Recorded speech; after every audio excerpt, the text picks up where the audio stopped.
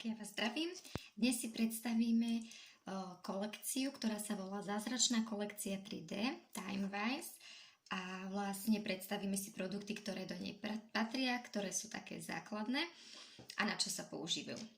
Takže máme tu takýto Timewise čistiaci krém 4 v 1. No, prečo čistiaci krém, prečo pleť čistiť?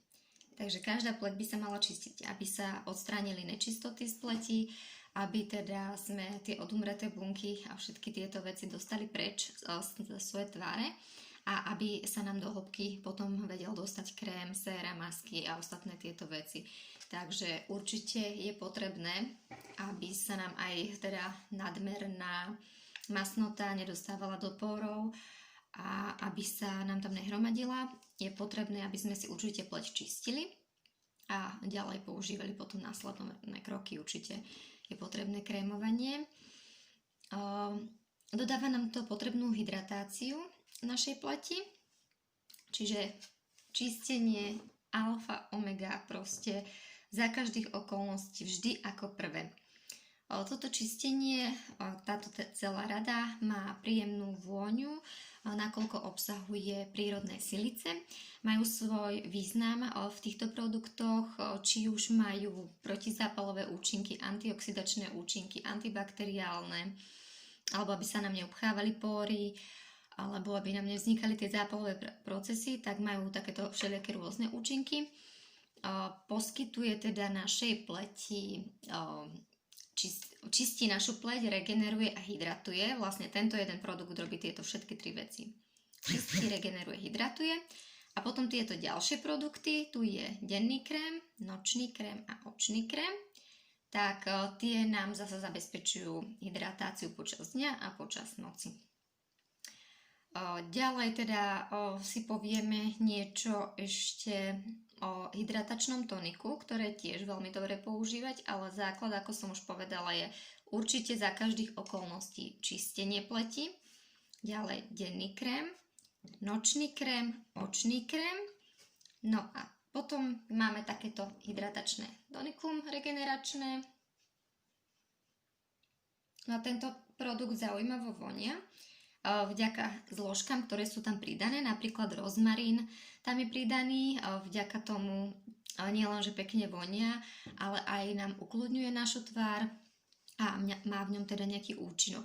Upokojuje, podporuje hojenie, hydratuje nám teda aj našu pokožku a pôsobí aj veľmi dobre aj na kožné problémy ako psoriáza, rosacea a rôzne iné ekzémy a ako benefita má teda aj tú vôňu. Našu pokožku zjemňuje, hydratuje, pomáha našej pleti absorbovať účinné zložky, ktoré nasledujú v ďalších krokoch, ako teda je potom tá ďalšia starostlivosť o pleť. No a čo sa týka našej starostlivosti o pleť, tak je taká postupnosť, čo treba dodržiavať. Čistenie vždy a za každých okolností ide ako prvé.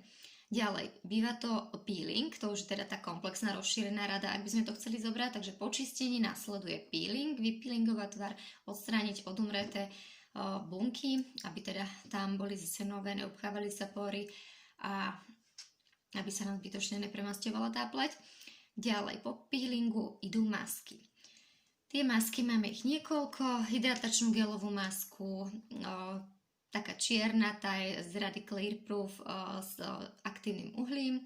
To máme zase takúto masku, protizápalovú, proti akné pôsobí a rôzne iné veci, to si povieme v inom videu tejto rady. A potom vlastne máme ešte rozjasňujúcu masku, to je takáto maska. Ona je zasa biela, tá hydratačná gelová je takáto, ona je priesvitná a tá Clear Proof z tej rady ďalšie je takáto čierna. No, takže potom nasledujú masky, ďalej tonikum, o ktorom sme si rozprávali teraz vlastne. No a pokožku máme potom toniku jemnejšiu, hodvábnejšiu a po toniku nasledujú séra. Nasledujú séra, používame rôzne séra na pigmentové škvrny, liftingové séra a rôzne proste iné, napríklad séra na akné. No ak používame viacero sér, vždy ideme od tej najľahšej konzistencie.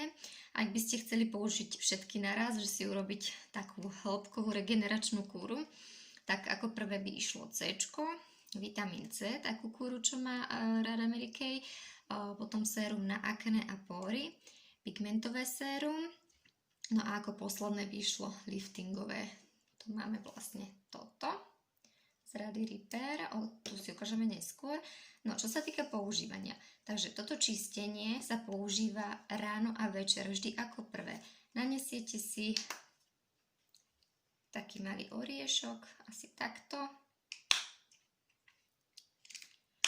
No a dajte si to na tvár, trošku si to rozotrite s vodou a poriadne masírujete, vyčistíte si pleť rukami. Kto chce, môže si to aj navlhčeným tampónom, ale teda ja som zvyknutá osobne rukami si poriadne premastiť, vyčistiť pleť, potom si to spláchnuť. Všimnite si potom, keď si to budete nanášať, vlastne, že ten krém je biely, obsahuje také maličké červené kryštáliky, ktoré vlastne nám pôsobia ako taký peeling a odstraňujú tie odumreté bunky z našej pleti, a aby sa mohla lepšie regenerovať. Čiže čistenie ráno, večer. Po čistení nasleduje denný krém. No a vlastne ráno si dáme denný krém po čistení. V prípade, že sa čistíme večer po odlíčení, tak nasleduje tento nočný krém a očný krém pod oči. Ten si dávame či ráno, či večer. Čo sa týka odličovaču, tak máme takýto odličovač. No, odstraňuje všetky typy líčenia. Či už to je líčenie denné, nočné, alebo teda aj vodeodolný make-up. Všetky typy líčenia, obočia, všetko možné. Zanecháva nám pokožku príjemne hydratovanú, jemnú, vláčnu a naozaj nie je vôbec masný ten odličovač. A používa sa denne teda, ale najmä večer. A funguje to tak, že namočíte si takýto vatový tampónik, vyžmykate, dáte na to niekoľko kvapiek odličovača, priložíte si takto na oko a potom po pár sekundách zotriete, takže poriadne si to vyčistíte a veľmi jednoducho odstraňuje vlastne rôznorodný make-up a zanecháva nám pokožku pekne vyčistenú a je vhodný aj pre citlivú pleť, aj pre nositeľky kontaktných šošoviek. No a odličí teda nielen maskaru, tiene, ale aj prípravky na obočí. Tak, ja by som vám ešte teda predstavila rada